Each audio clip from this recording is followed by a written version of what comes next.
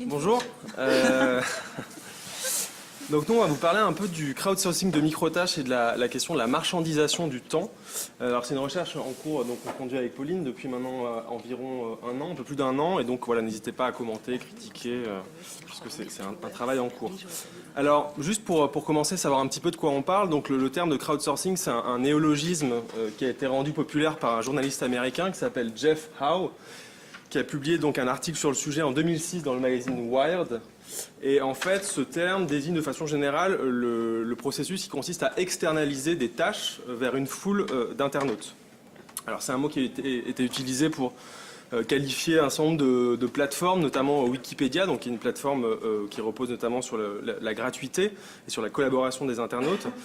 Mais en fait, ici, nous, on va se concentrer sur un type de plateforme de crowdsourcing qui est purement commercial et que je vais vous détailler tout de suite. Alors pour ça, donc le plan de la communication, c'est qu'on va donc d'abord décrire un petit peu comment la plateforme fonctionne. On va voir ensuite comment les travailleurs passent leur temps de travail sur la plateforme. Et puis enfin, on va montrer comment ils valorisent ou comment ils critiquent ce temps passé sur la plateforme. Donc premier point, comment ça marche ? Alors en fait, c'est assez simple. Hein. D'un côté, on a des entreprises clientes qui ont beaucoup de données, mais qui ne peuvent pas traiter ces données en interne. Et de l'autre côté, on a une foule d'internautes qui cherchent un revenu d'appoint, un revenu de complément. Et en fait, ce qui se passe, c'est que la plateforme connecte en fait les travailleurs et les entreprises. Donc elle prend un projet de ces entreprises clientes, qu'elle décompose en dizaines, centaines ou milliers de microtâches qui sont ensuite distribuées, allouées à une foule d'internautes qui peuvent travailler à tout moment depuis leur ordinateur en échange de quelques euros ou plus souvent en fait de quelques centimes d'euros. Donc on vous a mis quelques exemples de tâches qui peuvent être faites sur la plateforme, notamment l'identification de photos, la retranscription des questionnaires aussi qui sont postés notamment par des chercheurs, par des académiques. Vous avez aussi dans la slide suivante une photo d'une internaute donc en train de faire une tâche. Donc là en fait elle doit encercler, elle doit taguer le yaourt et délimiter l'image pour bien l'identifier. Donc c'était un reportage sur France 2, donc qui est une télévision nationale française qui portait justement sur ces nouvelles formes de travail à domicile assez mal payées, il faut le dire.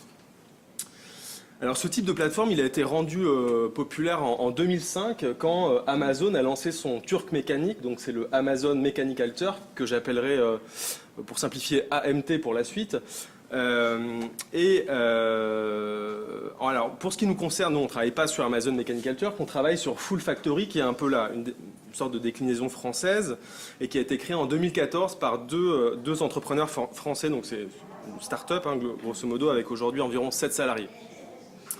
Alors, comme AMT, Full Factory se présente comme une marketplace, donc une place de marché, mais contrairement à AMT, Full Factory opère uniquement en France, alors que AMT opère aux États-Unis et en Inde majoritairement, et aussi un petit peu dans d'autres pays, mais pas en France. Alors, ceci dit, la promesse commerciale, donc le business model est un peu le même pour les deux plateformes. C'est en gros la question de l'hyper-rationalisation du temps. C'est-à-dire que d'un côté, en fait, la plateforme va dire aux entreprises clientes, vous savez, les tâches de traitement de données qui sont faites en interne par une poignée de salariés, eh bien, vous pouvez les faire beaucoup plus rapidement et pour beaucoup moins cher. Vous pouvez le faire par une foule d'internautes qui vont travailler en parallèle, en même temps, depuis leur ordinateur. Donc ça, c'est la promesse qui est faite aux entreprises clientes. Et la promesse qui est faite aux travailleurs, aux internautes, qui sont dans le cadre de notre plateforme appelés les fullers, donc Full Factory.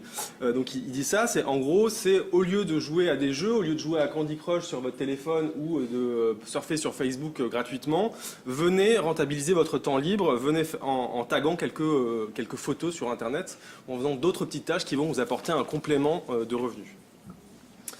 Alors notre propos, il repose notamment sur 25 entretiens qu'on a conduits avec des travailleurs avec lesquels on a pris contact via le forum de discussion qui est associé à la plateforme et sur lequel je reviendrai par la suite.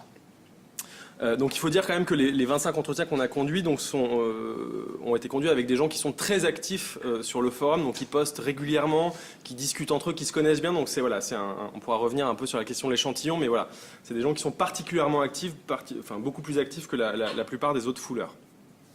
Et en fait, on analyse aussi, j'oublie de le dire, mais les discussions qui ont lieu sur le forum. Et en fait, notre question, elle est assez simple, en fait, c'est pourquoi est-ce que ces internautes, ils passent autant de temps sur Full Factory pour si peu d'argent, en fait. Puisqu'en fait, la plupart d'entre eux, de ceux qu'on a interrogés, gagnent au maximum quelques dizaines d'euros par mois, voilà, au maximum. Donc voilà, maintenant, je passe la parole à Pauline, qui va vous parler un petit peu de la façon dont les internautes dépensent leur temps sur la plateforme. Oui, donc merci Luc. Vous l'aurez compris, hein, notre présentation, elle s'inscrit un peu dans la lignée aussi de ce qu'a présenté Dominique Méda ce matin, où on se pose la question de ce que les évolutions des technologies et du travail font au travail réel des personnes. Et donc, la première chose qu'on a voulu savoir, c'est par rapport à cette promesse dont parlait Luc, d'une optimisation du temps, où le moindre petit moment de temps perdu est marchandisé et mis à profit, est-ce que effectivement les travailleurs marchandisent en pratique ces petites périodes de temps très courtes, ou est-ce qu'ils n'en donnent pas plus?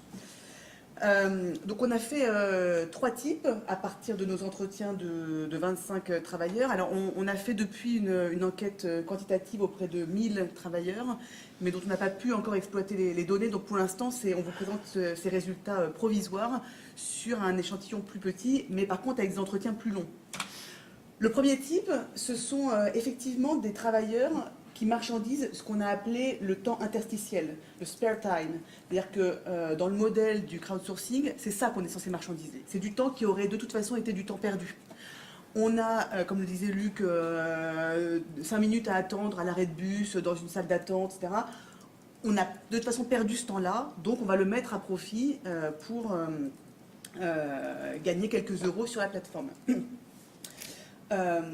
En pratique, hein, dans notre échantillon de 25 personnes, ce n'est pas des statistiques que je vous donne là, c'est plus une indication. Il n'y a que 2 personnes qui avaient ce profil-là, qui étaient des gens très diplômés, un ingénieur et une consultante, et qui effectivement avaient commencé à être fouleurs par le passé pour des raisons de besoin d'argent, etc., et puis qui depuis avaient pris goût et le faisaient comme un jeu. Et se connectaient uniquement dans des temps interstitiels, jamais sur les temps de loisirs, jamais sur les temps de travail. Un deuxième type, très différent du premier, c'est ce qu'on appelle les travailleurs, la marchandisation du travail à côté, du temps libre en fait. C'est plus le temps perdu, c'est le temps libre. Vous avez votre journée de travail, vous rentrez chez vous et vous vous dites, ben voilà, j'ai 1 heure devant moi, je vais faire 1 heure de Full Factory, quelques tâches pour gagner de l'argent. Et donc, dans ce cas-là, ce qui est décrit, c'est moins ce petit temps rapide à l'arrêt de bus que une plage horaire dédiée en même temps qu'on va regarder la télévision et en attendant d'aller de dîner ou d'aller se coucher. Ça, ce sont des gens pour qui les revenus sur Full Factory sont vraiment des revenus complémentaires. Ce sont des gens qui racontent qu'ils ont généralement un emploi principal, mais sur leur temps libre, le soir et le week-end, et parfois les vacances, ils essaient de mettre un peu ce qu'on dit généralement le beurre dans les épinards. Hein. C'est l'expression qui revient souvent dans les entretiens. Et qui prennent généralement plaisir aussi à faire ça. Le troisième type, qui est clairement pas celui qui était anticipé par ceux qui ont conçu le business model du crowdsourcing, c'est ce qu'on a appelé l'usage intensif de la plateforme. C'est-à-dire que ce sont des gens qui passent la journée à attendre des tâches pour gagner de l'argent qui, souvent, peut être un revenu, si ce n'est principal, en tout cas essentiel pour le train de vie de la famille ou de la personne. Ce sont souvent enfin, il y a 2 catégories de personnes dans ce groupe-là. Ceux qui ont vraiment besoin de l'argent et qui travaillent de façon intensive pour gagner le maximum d'argent, mais comme vous l'a dit Luc, de toute façon, au bout du compte, ils gagnent peu. Quelqu'un qui travaillerait sur Full Factory quasi en permanence peut espérer gagner peut-être 50 € par mois, mais vous voyez, c'est pas énorme. Et puis ensuite, il y a ceux qui, de toute façon, sont à domicile pour des raisons diverses, notamment des gens qui sont en état de maladie, de handicap, etc. Et qui, du coup, trouvent là un autre moyen de travailler en bénéficiant du caractère à domicile de cette activité, mais du coup en y passant énormément de temps. Alors, et en fait, parmi ces travailleurs du dernier type, du type 3, en fait, on a quand même beaucoup de gens qui passent énormément de temps sur le forum de discussion. Et c'est intéressant parce que justement, ces enquêtés-là, en fait, distinguent assez peu le temps passé sur la plateforme, donc à faire les tâches en tant que telles, et le temps passé à échanger sur le forum.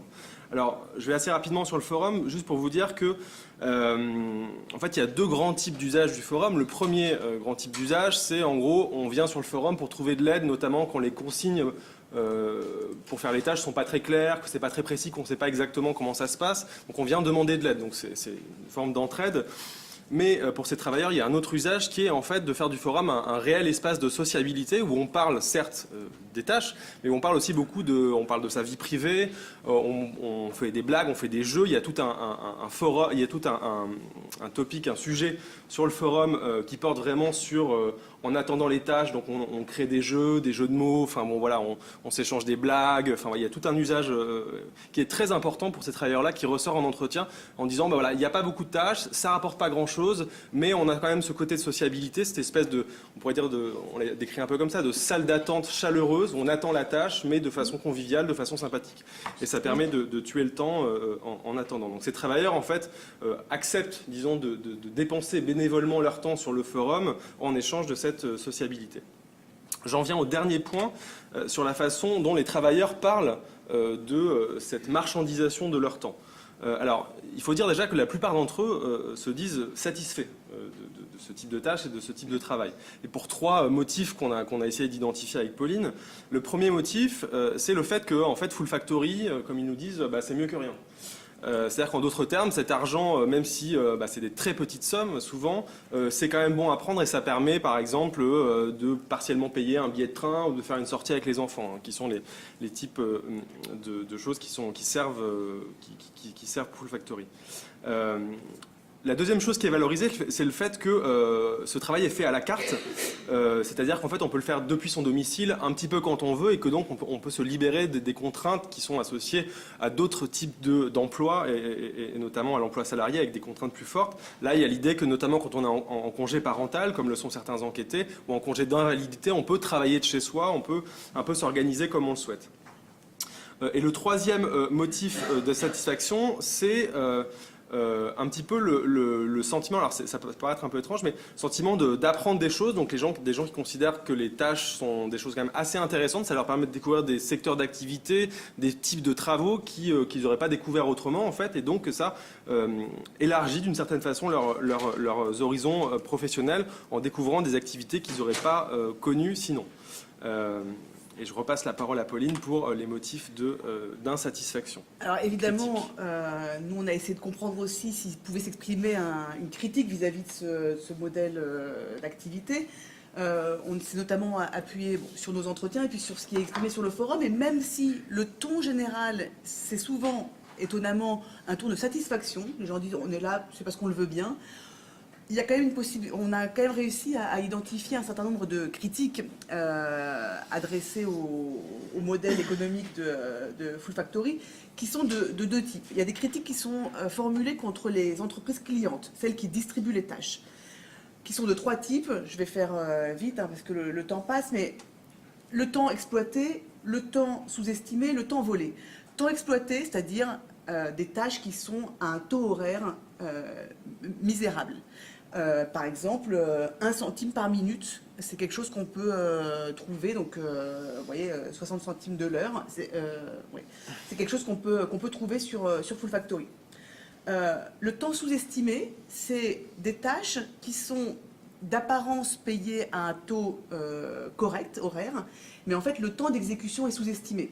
C'est le cas par exemple de travaux de rédaction où on demande de décrire des jouets en 150 mots et le temps estimé c'est 45 secondes. Donc évidemment, les gens ne peuvent pas écrire 150 mots en 45 secondes, donc ils critiquent le fait que voilà, le taux horaire est honnête, c'est 16 €, parce que c'est 20 centimes d'euros la tâche, sauf qu'en fait, ce n'est pas possible de faire dans ce temps, le temps estimé. Le temps volé, ce sont les tâches qui ne sont pas payées par le client. Il peut y avoir plusieurs raisons, mais sans rentrer dans le détail, il y a un certain nombre de cas où une tâche est effectuée et pour des raisons de non-satisfaction du client, le client ne paye pas la tâche. La critique se formule également vis-à-vis de la plateforme qui se dit simple intermédiaire. Et donc qui dit si vous n'êtes pas content, tournez-vous vers le client ou ne faites pas les tâches. Et néanmoins, les travailleurs expriment 3 types de critiques contre la plateforme, contre Full Factory en tant qu'intermédiaire. Le temps d'attente qui est considérable, c'est-à-dire que c'est une plateforme qui ne fonctionne pas très bien, hein, il n'y a pas beaucoup de tâches, donc comme c'est des petites tâches, les travailleurs critiquent la plateforme pour le manque de tâches données et donc le faible revenu qu'on peut en tirer. Ce qu'on a appelé le temps perdu, c'est-à-dire le fait que le temps d'exécution ne tient pas compte généralement de tous les à côté. C'est-à-dire que pour taguer s'il y a une tomate sur une photo, encore faut-il avoir chargé la photo, rentré son numéro de fouleur, renseigner des pages, etc. Et tout ça prend du temps. Du temps qui n'est pas compté dans le temps d'exécution. Enfin, la dernière critique, le temps gâché, le temps méprisé, c'est-à-dire tout le temps que passent les fouleurs pour récupérer des revenus qui leur sont dus mais qui ne leur sont pas parvenus pour des raisons de dysfonctionnement. Ça, ce sont les critiques vis-à-vis de la plateforme. En conclusion, c'est moi qui ai conclu. En conclusion, pour le dire vite, ce qui nous a intéressé, c'était 2 choses. D'abord, de voir qu'en pratique, la plateforme ne fonctionne pas comme le business model qu'elle annonce. En fait, les gens donnent, entre guillemets, beaucoup plus de temps à la plateforme que ce qu'ils sont supposés lui vendre. Et donc, c'est de longues heures passées devant la plateforme et pour un revenu très faible. Mais l'autre point qu'on voulait quand même souligner, c'est que contrairement à toute une littérature sur le digital labor qui met en avant le caractère, l'exploitation non perçue par les travailleurs, en fait, on constate que les travailleurs, même s'ils se disent globalement satisfaits, commencent à exprimer des formes de critique vis-à-vis de ce modèle-là. Et la question qu'on voudrait creuser à l'avenir, c'est la capacité d'une foule à s'organiser pour défendre ses droits. Ce qui effectivement pose la principale difficulté dans ce modèle où les travailleurs sont atomisés et en plus physiquement tous séparés derrière leur ordinateur. Merci beaucoup. Désolée d'avoir dépassé.